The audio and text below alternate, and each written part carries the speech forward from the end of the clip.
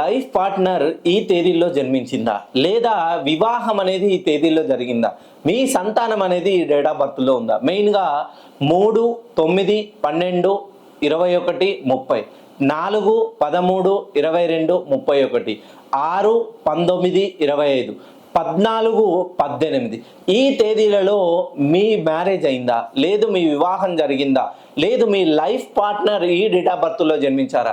అయితే ఎవరైతే ఈ డేట్ ఆఫ్ బర్త్లో జన్మించిన వాళ్ళు మీ లైఫ్ పార్ట్నర్గా వస్తారో మీ జీవితంలో అద్భుతమైనటువంటి లక్ను తీసుకొని వస్తారు. ఎందుకనంటే వాళ్ళు రాకముందు మీ జీవితము మూడంచెల వ్యవస్థగా ఉంటుంది. ఎప్పుడైతే వాళ్ళు మీ జీవితంలోకి వస్తారో ఇంకా మీ జీవితం 5 అంచెలుగా అంచెలుగా మీ జీవితంలో ఎదుగుదల వస్తూనే ఉంటుంది.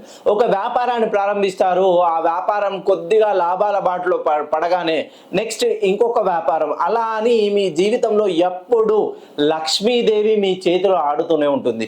ఎవరైతే ఈ డేట్ ఆఫ్ బర్త్లో జన్మించిన వారిని వివాహం ఆడతారో అది ఆడవారు కానివ్వండి, మగవారు కానివ్వండి, మెయిన్గా ఈ డేట్ ఆఫ్ బర్త్లో జన్మించి వాళ్ళ పేర్లలో 2 ఏళ్ళు కానీ 3 ఏళ్ళు కానీ ఉంటే ఇంకా మీకు ఈ 2026లో కోట్లకి పడగెత్తే అవకాశాలు ఎక్కువగా ఉన్నాయని చెప్తుంది మన ధర్మగ్రంథి శాస్త్రం.